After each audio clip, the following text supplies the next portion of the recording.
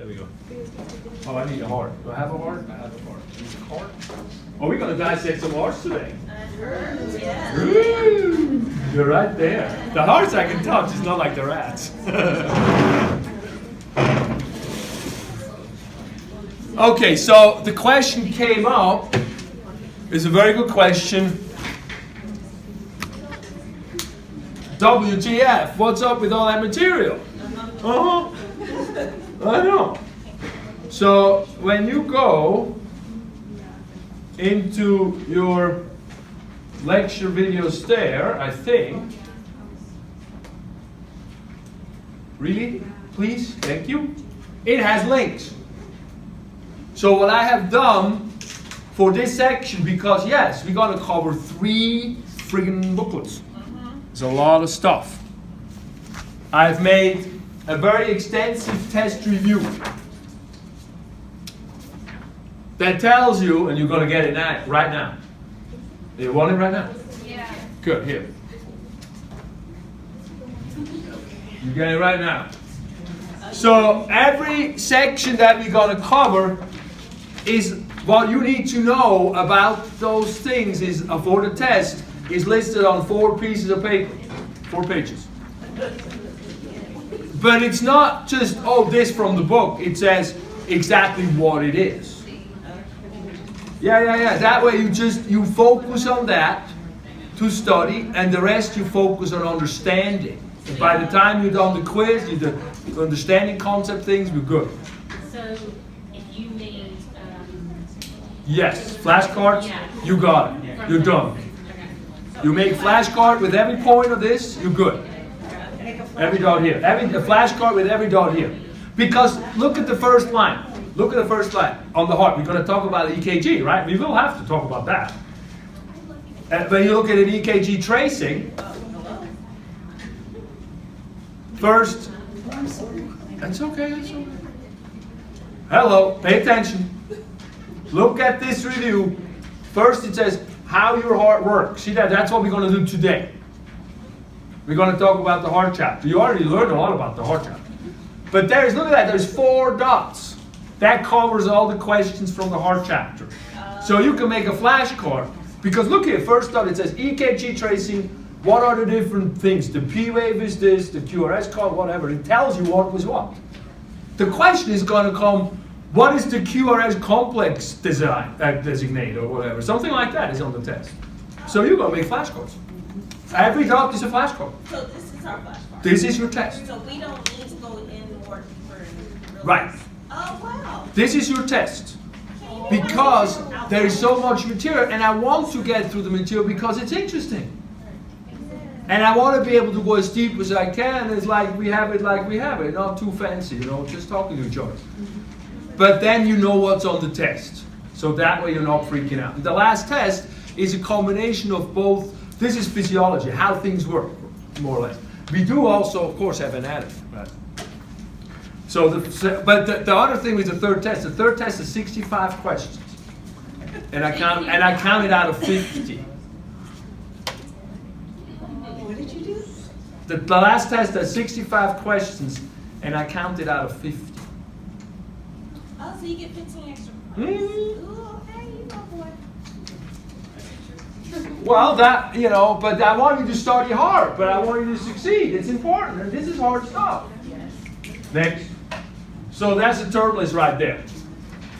So today we're going to start with the heart. So we have the terms of the heart today. If you want to print them out, there's the turbulence link. And there is a test review link. It's under the heart chapter. That way we're straight from the beginning and you don't worry about it. Do you understand what I'm talking about? Everybody get that? Make sure you fill in your fellow classmates who seem confused. Don't make them study. Don't make them have more anxiety than they have to. There's enough anxiety producing material. I know. But that way, I'm thinking about, how do we make it that way? So, let's go now to, however I go back to these questions. Here it is. And we'll talk about the heart, le cœur. Heart, where are you, heart? Okay. How did that go? The heart. That's a lot of information with food. Interesting. It's interesting, right? Did you do okay with the concept questions? Oh, yeah. That was okay to understanding, you understood that to kind of engage a little bit? So because not everybody's going to get to understand everything, and I'm not going to be able to explain everything the best way all the time. So, Maybe once in a while I can do it, but. so with the concept question, when we're supposed to engage with everybody, do we supposed to say it in our own words, what we think it is, or do we? Ideally, yeah. I mean, that's what I think. When I was in high school, one of my teachers made me so proud. He looked over me and goes like, "Wow, look at he takes notes how you want. He takes it in his own words. That way you understand it." That stuck with me. And so I think, yeah, whatever we can produce in our own explanation, the deeper it goes in understanding. Right? So some of it you don't have me listing lists off. That's just fine. But then I want you to say, hey, I didn't quite get that. Somebody help me out, and that's the engagement. And so that way. The ones who understand it can help the other ones who don't. It's not about, oh, I got this, I'm so cool. No. It's about helping each other out, understanding the concepts. And the problem is when we do it on the table, it's always the table. So it becomes like, something that the table becomes its own entity, but when the whole class it corresponds with each other, I hope we get a little bit more dialogue going on. And on an online class, we just do that too. This class is going to hopefully be online, and then at some point hybrid for people who come far away. So do like a few Saturdays a semester or something like that. But we'll see. That's my hope. So the heart. Let's go right to the first question, if I can find it. It bumped me out here. Did it really kick me out? It did kick me out.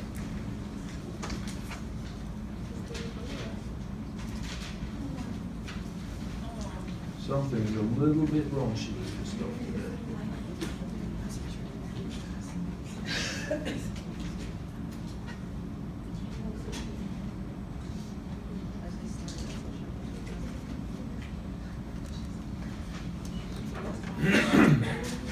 All right, we're getting it. All right, the first question is the heart. Is a muscular organ whose chambers are filled with blood. When it contracts, it pumps that blood into attached tubes, which then distribute it throughout the body. It's about the size of a fist and lies behind the chest wall, slightly to the left, right here. Most of the big tubes, called the great vessels, will plug into it from the top, holding it down, suspending the heart. And like that, they're holding the heart down, and the heart sits in the chest like that.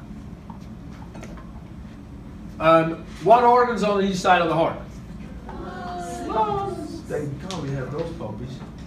Good. All right. So you're gonna visualize that. You got that in the book, I'm sure.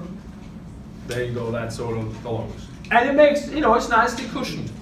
The lung tissue is very soft, it's spongy, mostly air, and so that's very nice. And the heart pumps. So it's suspended in a bag and has liquid around it, and they're nice soft lungs around it. And then the whole thing is encased in the chest. So you poke it, it doesn't just go inside. We got some muscle, we have a little more give. We have liquid, it's liquid. This is air, this is more liquid. The heart's not air, but the lungs besides it are. When the heart pumps, it creates friction. Friction can cause tissue damage. To protect against that, the heart is suspended in a fluid-filled bag. We call that the pericardial sac. The serous fluid itself is created by the body and kept in an enclosed space so that it cannot leak out. What you do is you visualize an air sac, you visualize an air-filled balloon. You got that? An air-filled balloon. That's a concept that's somewhat difficult. So you visualize an air-filled balloon, you make a fist about a heart size, which is about the heart size, and you put it in a balloon. And what you're gonna get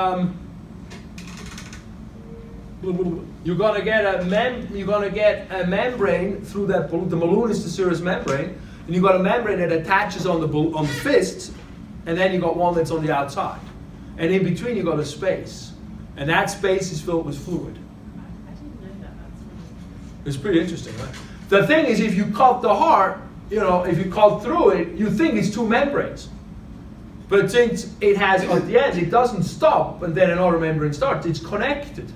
That makes it a double membrane situation, and the heart is inside. It's suspended on the inside. And so that's really cool. And so we have these two membranes. And so what does it say? Then we call it the pericardium. One is the visceral pericardium, and visceral refers to organ. Viscera is organs.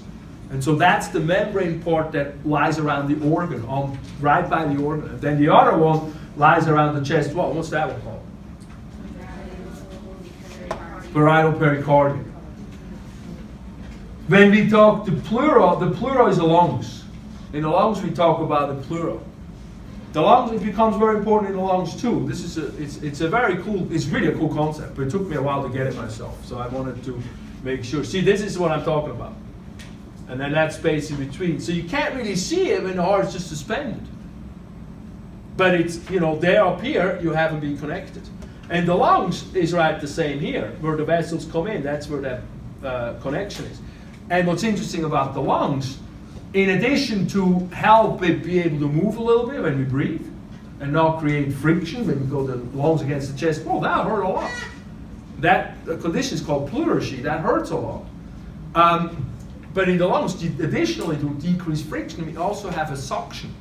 So the lungs, through that membrane, are suctioned to the chest wall. And we talk about that when we get to the lungs. But that is the reason why we can inhale, why the lungs inflate. The chest wall expands, the lungs are attached to the chest wall, they're suctioned to it, and then they inflate because of that passively. So that's very interesting. So that's, and then the last place where we have this, do you like the underlining I did? You know what that took like. I got these ideas, and then I'm like, I gotta do it. It's like, why did I think that like that? It's a lot of work. But, so some of them are a little thicker, and so so we have pericardium, we have pleura, and then we have peritoneum is in the gut. We're going to talk about that when we get in the gut. That's the third place we have that kind of system.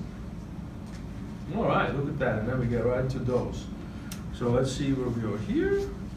Beneath all those membranes lies the heart itself. What term do we use to describe the heart muscle? There you go, myocardium. Good. Myo, remember, myo refers to muscle. Cardium refers to heart. If you know that, those are good flashcard things, those prefixes and suffixes. The more we know those, the more you can read a medical report and you make sense of things. Because there are all these weird words, and they sound foreign, but actually, like the best foreign word for medical I always find is idiopathic juvenile scoliosis. Something wrong with the spine. Right, so you have the mom, is a 14-year-old kid goes in and says, your daughter has idiopathic juvenile scoliosis, she needs to be in a body brace because we need to straighten that out. But if you don't use the medical terminology, it says, well, she is a juvenile, she's got a spine that's crooked, and we don't know what it's from. That sounds a bit bad. And then, well, she has to be in a brace to, really? And you don't know what it's from? Do you know how to fix it? Probably not really. We're just trying. So that's, why, but it's important for me to understand as many of those. So myo means muscle, cardio means heart. So myocardium right here is the heart muscle. So we come from the outside in, we got a fibrous pericardium, which is actually not the serous system, is a fibrous part anchoring the heart to the outside. And then we got a layer that we call the parietal pericardium, the parietal layer of the pericardium. That's the one that secretes then the serous fluid. And here is where it crosses over and goes right and lies on top of the myocardium and closes it. And then on the inside, that's the inside of the heart. That's like inside here. And inside there, underneath the muscle, we have another layer, and that's known as the endocardium. Peri means around. So a peri you always find on the outside somewhere. And sometimes exo is also around. Exit, outside, exoskeleton, things, all that kind of stuff. Endo means on the inside. So when you see the word endo, it's the inside of a vessel or the inside of something. But it's not on the outside. Good. Oh, look at that. Next. 4. You might have heard of arteries and veins. Have you? Good. It's vampire time, right? Or something like that. Those are the pipes attached to the heart. The ones leading away from the heart have to be strong-walled because they have to withstand forces from the pumping heart. The hydrostatic pushing forces, like how strong does the water go through the garden hose before it explodes? Kind of, they step on it and see. So they have to have strong walls to be able to withstand that. Right, the pump at the heart. The other ones don't have to worry about that. They rather guide the blood back into the heart as it returns from the journey through the body. So as the blood goes through the body, it goes to an organ and then it's in the tissue, and it can't just pump and go by the tissue fast. It has to seep into the tissue, the oxygen has to get into the cells, and that takes time. And then it has to come back to the cardiovascular system and be brought back to the heart. There's no pumping at that point. So what happens a lot is the blood gets guided through muscle and has valves, the varicose vein, those veins down here, is when the valves collapse and the blood falls down. So the valves look upward, so the blood gets pushed through muscle function and it gets closer to the heart, and the valves prevent it from going down towards gravity. So that we do that to bring the blood back to the heart instead of having a pumping thing. You can't have pumps all over the place. That wouldn't work. Too many pumps. So we have to figure out something else. So which type are the arteries and which type are the veins? Oh, there you go. Veins lead to the heart, arteries lead away from the heart, right? Good. And I'm saying that because when we look at things, we think veins are blue and arteries are red, right? No? Lots of us do that. Most of the ones I find. But most of the places it's correct. But what's really correct is that blue symbolizes blood inside those with no oxygen or little oxygen, and red is oxygenated blood. So you're going to have some vessels that are going to go away from the heart that are blue. That will be arteries, but they're blue arteries. Most of them are the right color, but not all of them, because it's a different delineation. What's that up there? There you go, bye-bye. And then we have the other thing, let's see. We have the capillaries. Oops. And the capillaries, when we're going to look at blood vessels, arteries and veins, the structure of the vessel walls is the same. It's just the arteries are stronger and the veins are more baggy. But they all have 3 layers to them: an innermost layer, a muscular layer, and an outside layer.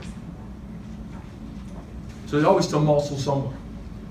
And that's arteries and veins. Capillaries only have the most inner layer. So they're only inner layer. I think we're going to talk about that when we get to the pipes a little bit more.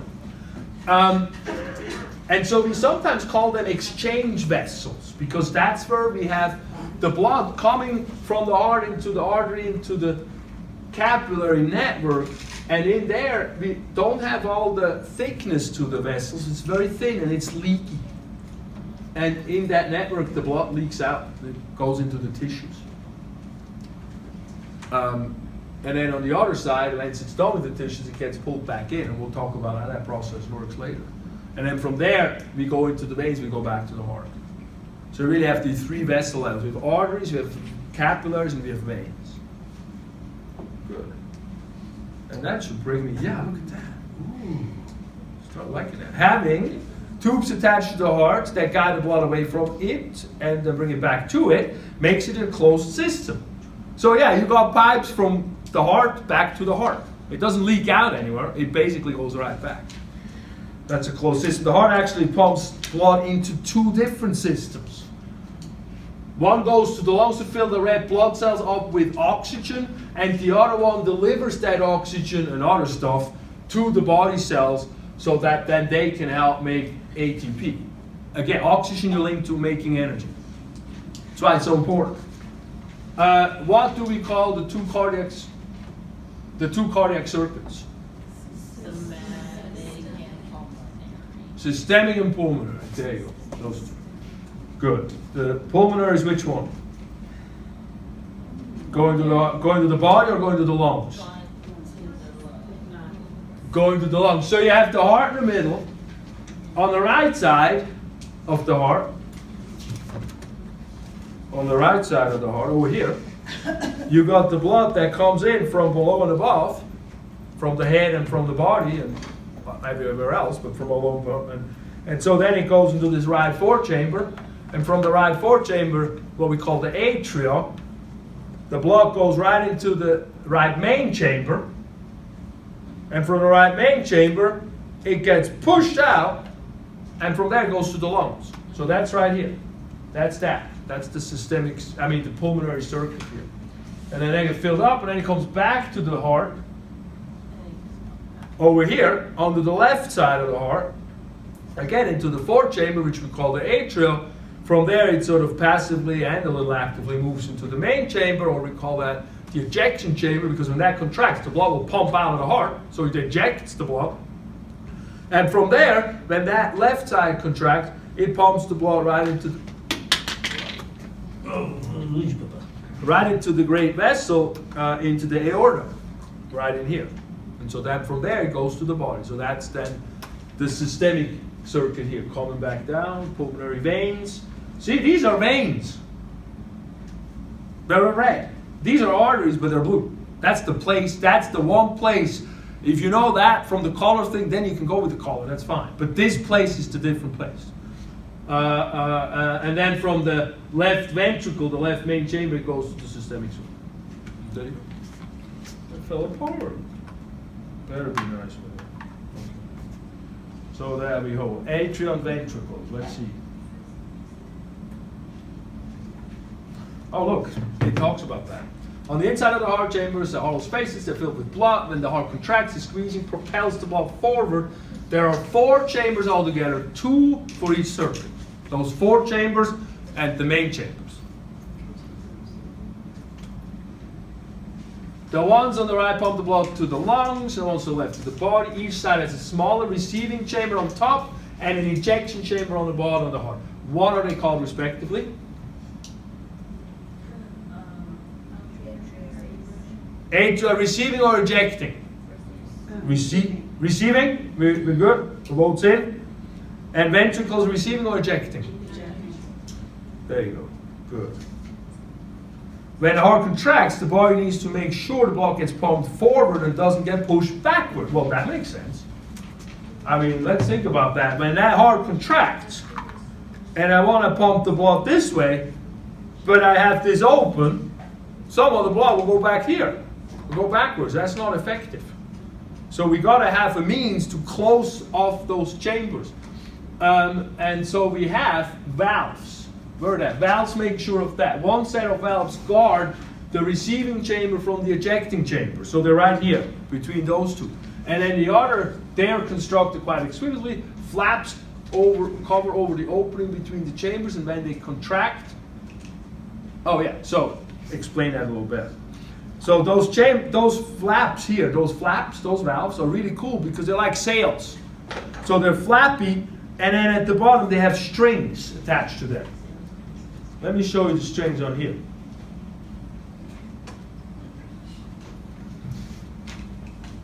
See here, flaps, and then they have strings, and at the bottom it goes into muscles. And so when a muscle contracts, it shortens. It gets fat and shortens. When the heart contracts, it gets bulgier and shortens because it's got to squeeze that inside. When that happens, those strings loosen up, and the flaps are held right between the ventricle and the atria, and they close that valve, the blood can't go back. That's a magic. I mean, how the world is it going to make it so it's closed exactly so nothing goes back? So that's, that's where sometimes things go a little raunchy, but if you think about it, that's some pretty cool stuff. And those valves we call where are they? The atrioventricular valves. Here we go. Oh, is that the question? Good. Well, that's all right. Atrioventricular valves. And we have 2 of them, right? We have 2 sides of the heart. So we have one on the right side, between the right atrium and ventricle, and on the left side. The right side has 3 flaps. So a flap is called a cuspid. Boom. Tri means 3. So they call that the tricuspid valve. So they're both called atrioventricular valves. The one on the right, they also call the tricuspid valve. The line on the left, they have 2 flaps, so they call it the bicuspid valve. Or the mitral valve, because the bishop's mitre is the Catholic things, is a thing like that. And so that it kind of looks like that, I guess, to those early people. Right. And then we got 2 other sets. So where was that? That was atrioventricular valve. Another set of valve covers the ejection chambers. When the blood gets pumped out of the heart into the great vessels, they prevent the blood from falling back onto the heart afterwards. What are those called? Semilunar. So when we eject the blood, let's go and eject the blood, and we have to go through these white things, that's the valves. And the blood goes up, and so when the blood stops going up and the chamber relaxes, all this stuff will fall back down because it goes upward. In order to prevent that, the flaps go this way, upward, and then the blood can sit on them.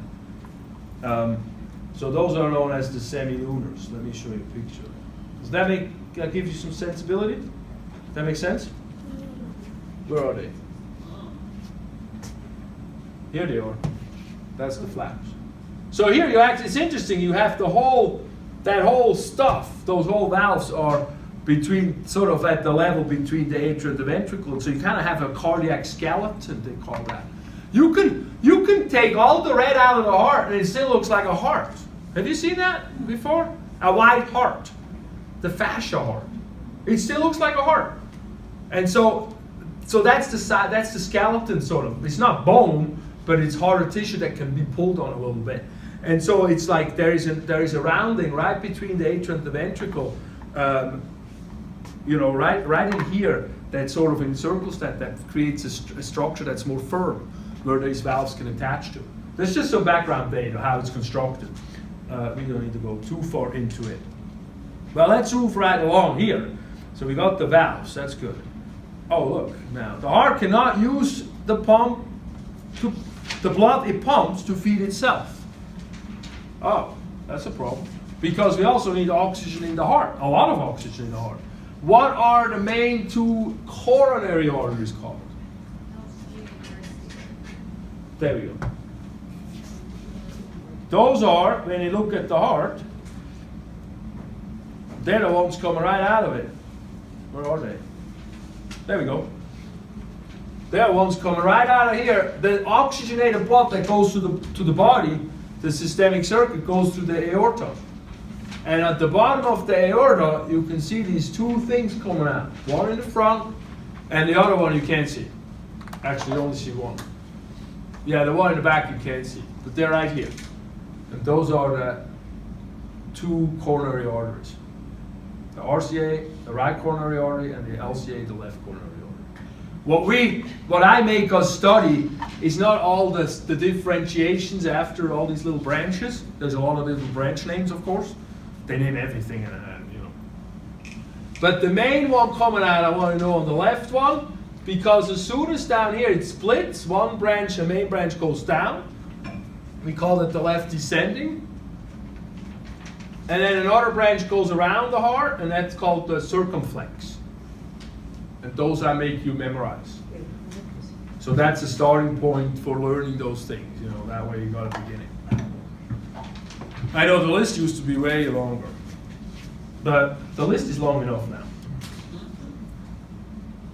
I know, right? Number 10, as a pump, the heart has to contract rhythmically. Since the heart muscle cells don't contract on their own, they need to be stimulated by a nerve impulse each time that the heart pumps. Now that alone is a thought, right? That's a lot of nerve impulse. As a clever muscle, the heart has built its own pacemaker right into itself, up at the right atrium. So that's right up in this area here, the right atrium, up in here in the muscle. From there, it activates the muscle cells, first the ones by the atria, so the ones on top contract a little bit first, what that does, it pumps all the blood that's in the atria that sort of got received in that moment into the ventricles down here. So that's kind of helpful. So that's why the impulse starts up there. And then from there, the impulse goes down towards the ventricles and gets intensified at the beginning of the ventricle and then spreads throughout the walls of the ventricle, making the cells contract, all in unison. So those individual muscle cells, what happens is you've got a nerve impulse that stimulates the muscle cell itself directly, and then the impulse spreads from muscle cell to muscle cell. It goes through the whole system. And it can do that because it's got these gap junctions between muscle cell and muscle cell. Remember the junction? The desmosomes, all that stuff, the watertight, the tight junctions. And then there's the gap junctions. And the gap junctions are little holes that ions can go through. And the nerve impulse is an ion transfer, because electricity goes through electrons. And ions are charged molecules where there is an electron problem. So the charge is what we carry through. It's very interesting.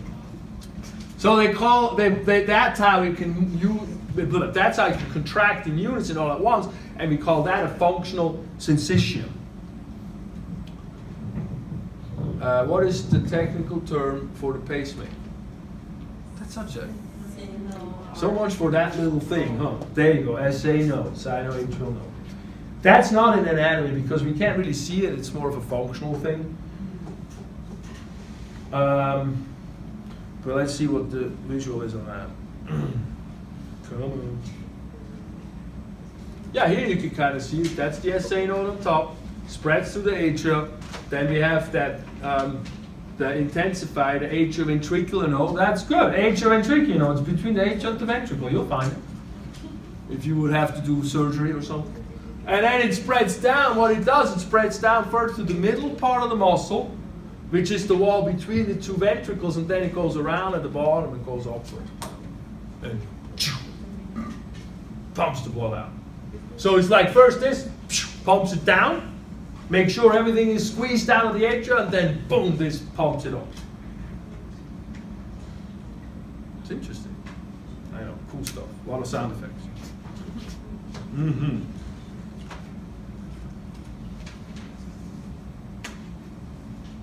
So when we understand the heart's electrical system, we have to trace it.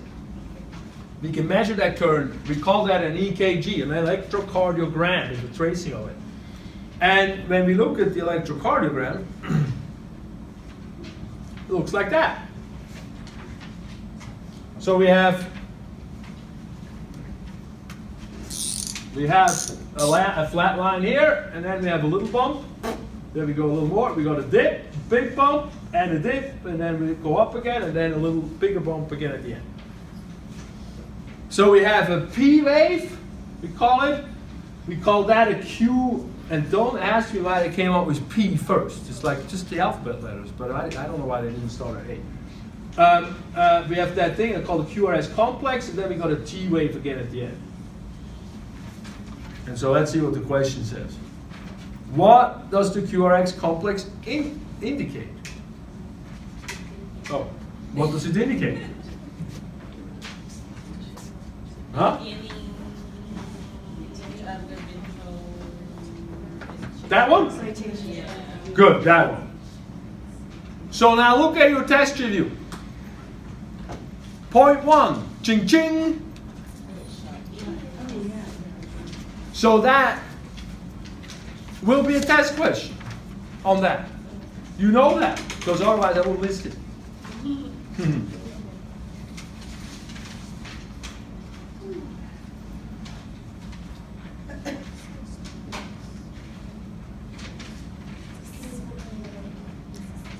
So now we get into contraction and relaxation of the heart muscle. So the heart, you hear it, right? Dum dum, dum dum, dum dum, dum dum. Actually, the dum dum is locked up, and the locked up is when the valves close. That's what we hear. We can hear the heart muscle working too, but we need really, really good microphones to listen to it. But what term do we use to describe the two states of this cycle that's either contracting or relaxing? Who? What? Systole and diastole. Is that right? Not stenosis? What would stenosis mean, you know? I forgot. Good, not yet. Stenosis means narrowing. And the other stuff, syncope means something too, but relaxing means no.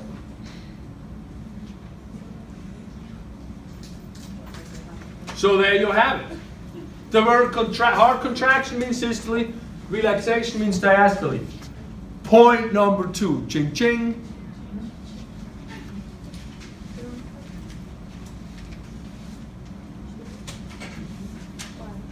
And now we can listen to the heart. That's where we get these two sounds. We get lumped up, lumped up, lumped up, lumped up. Lump is first, right? Lumped up. Lump is first. What do you think lump indicates?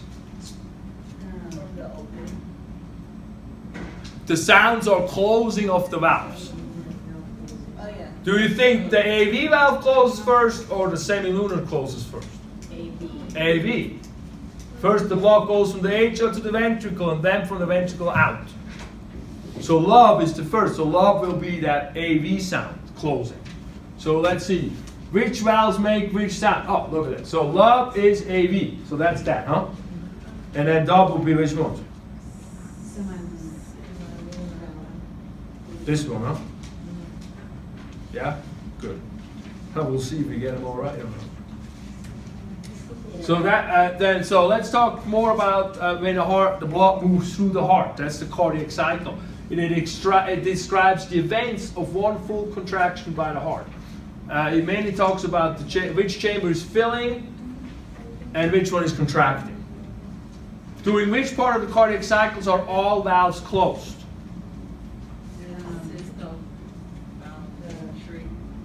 That one. That one? Isovolumetric ventricular contraction? Good. When you see the word iso, you mean same. So that's why the word iso gives you that idea. Iso means same. So let's look at that. Let's look at that.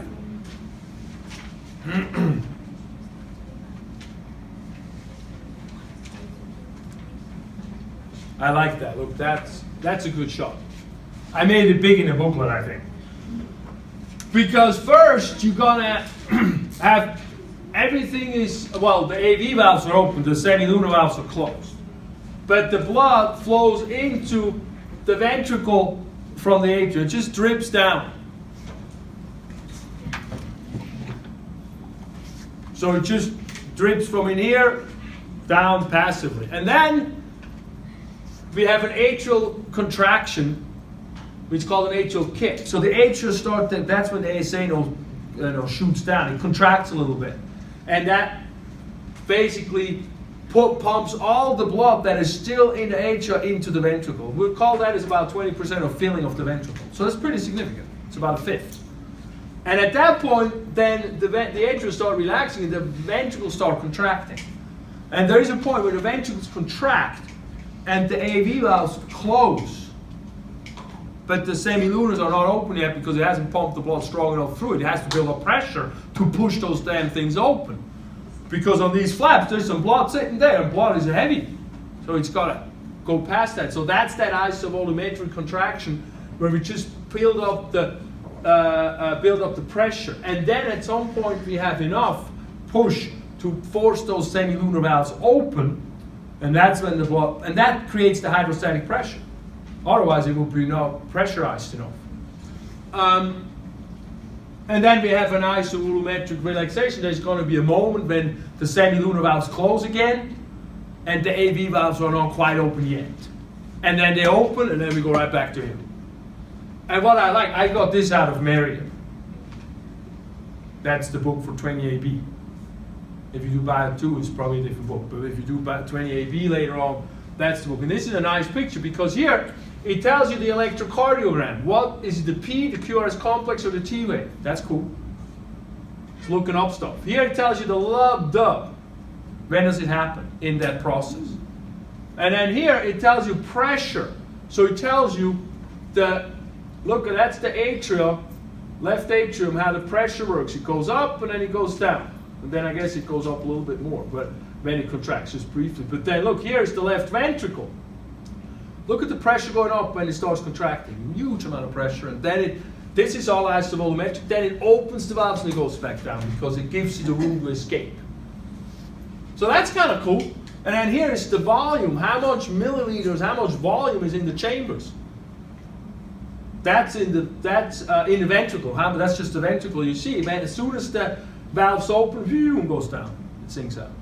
And then these are the valves themselves, and that's what the phases are called. So that's a great chart for hard stuff. Goes quite far. Does enough stuff. All right. So from there, did we talk about? Is there a murmur somewhere? Did we talk about a murmur somewhere?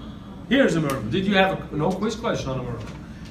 So a murmur, I also need to briefly talk about, is when the valves don't quite open or don't quite close well. And so when the heart valves cannot open fully, we call that a stenosis. And when it cannot close fully, we call it insufficiency. So what they create is they create sounds, turbulence. If you look at a river, and at the end the water sort of does that at the end of the sides of the sides of the river, and so that's turbulence too. So that's the same. If you have well, it's not quite the same actually. But if the valve's not quite closed and it squeezes a little bit through, it gets the shh sound a little bit. And so when you listen to a heart, you listen and it goes lumped up, lumped up, lumped up, and all of a sudden maybe it goes lumped up, shh, or shh, lumped up, shh, lumped up. And so you can start figuring out where in that cycle is the murmuring, and then you can sort of figure out what valves is doing what. And so it's very interesting. I mean, they have cardiologists. They have recordings on recordings. They learn to listen to hearts and diagnose by the hearing. Now it's more computerized, but that's in the old days. And old days is 10, 15 years ago. Probably still now. It scares me a little bit when that art is not a person doing the art, when it's just a computer, but that's a different story. That's just, back to the algorithm thing. So that's a murmur. So from there, let's go back to the question. Because lastly here, oops. Oh look, that's the last question. We need to figure out how much the damn heart pumps, how much volume gets ejected by the heart, and a good measure is 1 minute. So we're gonna figure out, choose all that apply. What two factors determine how much blood can be pumped in 1 minute? Molecular, no, not molecular. Stroke volume and heart rate. So what's a stroke volume? How much blood go out in one strike, in one pump, right? In one squeeze. So you have that number, and then how many squeezes you get in a minute, and that's your second number. That's the heart rate, and that gives you your cardiac output. So we have stroke heart rate, about 70 beats per minute when we're sitting around. Stroke volume, about 70 milliliter per, I know it's in the metric system, that's just the way it is.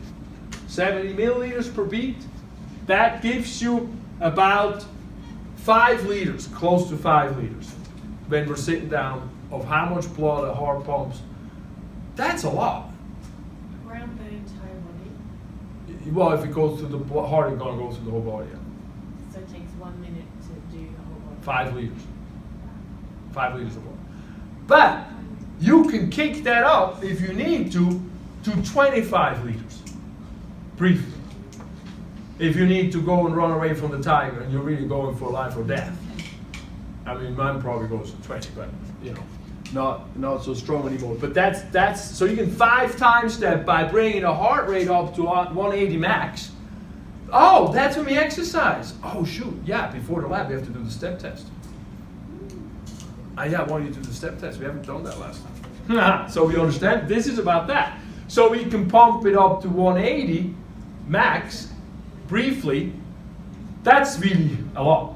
So you're going to be pumping pretty bad if you do that. And as we get older, we don't want to do that. And it can double the volume per stroke as well. Because the heart muscle, if the blood comes in forcefully, and everything goes stronger, it brings more volume, it stretches a little more, then it pumps it up a little bit more. So that increases the volume as well. So that's pretty cool. I think that's pretty significant. All right. So now, how was that? Is that all right? You feel like you got a bit of an understanding on this stuff?